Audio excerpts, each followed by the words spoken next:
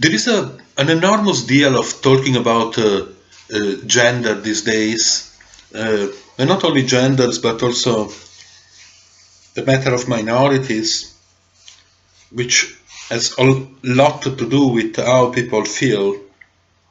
A man feeling like a woman, for instance, or a woman feeling like a man, and so on. I think it's important to talk about these things carefully.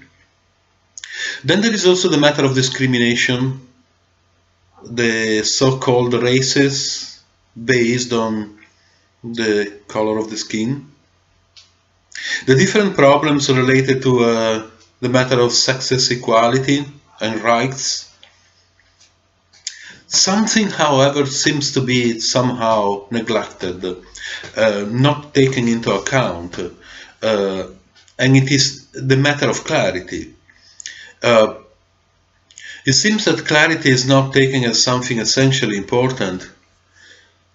Talking about clarity seems to be a big neglect and kind of rocking the shoes of those who speak, preach, and scream about rights, justice, minority versus majority, and all the rest of that.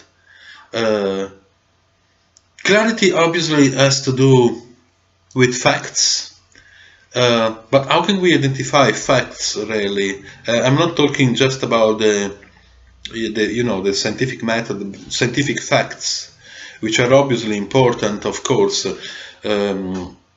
something we should never be negligent about, of course, including the biological facts of us. There are other kind of facts which are somehow hard to measure scientifically. So what are these facts we are talking about? For example, can we call a fact the condition where probably most of us are somehow confused? Not a quick yes or not. We are talking about whether this fact is a fact or it is just an opinion of the speaker.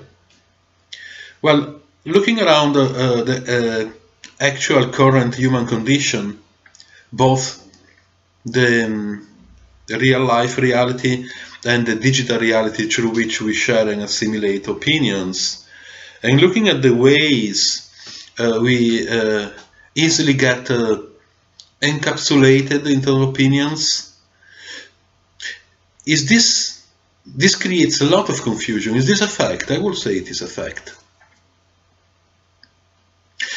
Is the modern proneness to get polarized another fact? I will say yes, it is. Is the modern attitude of to take positions and out of which seeking validation through confirmation biased modalities a fact? I will say yes.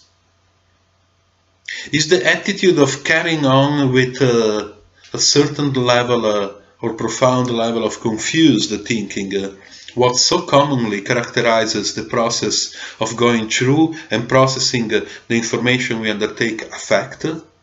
I will say it is a fact. So, back to clarity. These days we are coming across discussions which topics can certainly be highly sensitive, such as people who biologically belong to a certain reality feeling a part of another reality that doesn't quite match their very biological reality.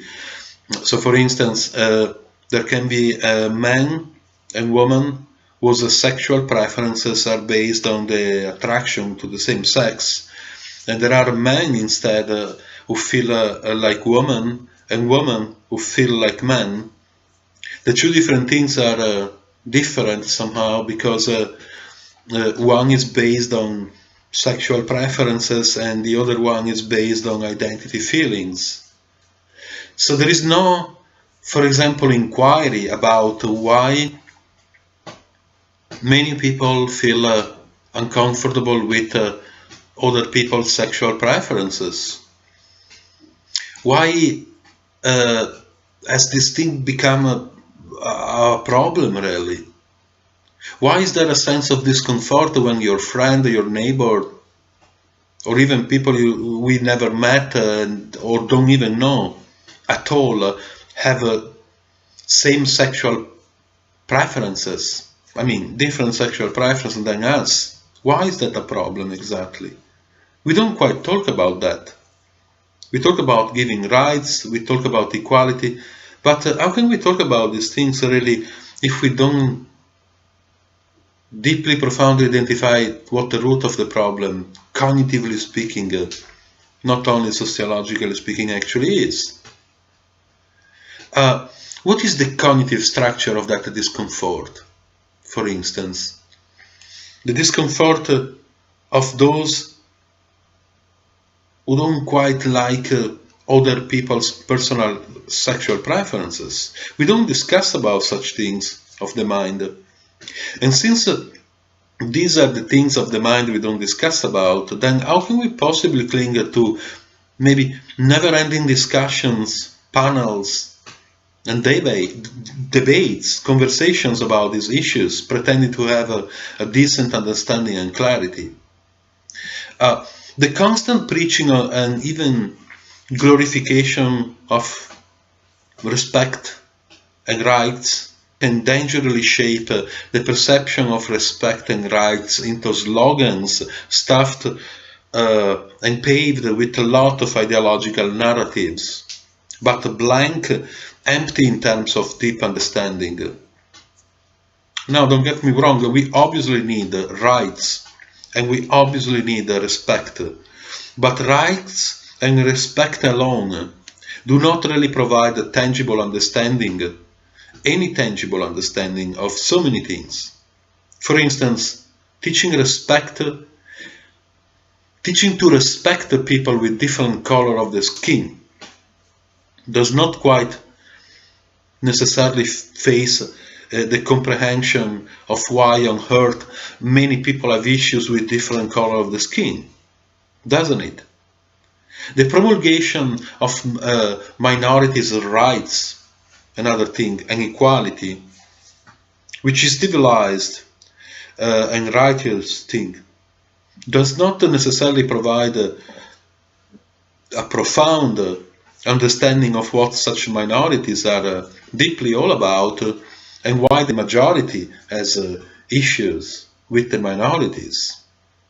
Because of this general lack of understanding, we talk about rights without encouraging accurate thinking, accurate inquiries, accurate questioning, and accurate, calm, deep comprehension of things.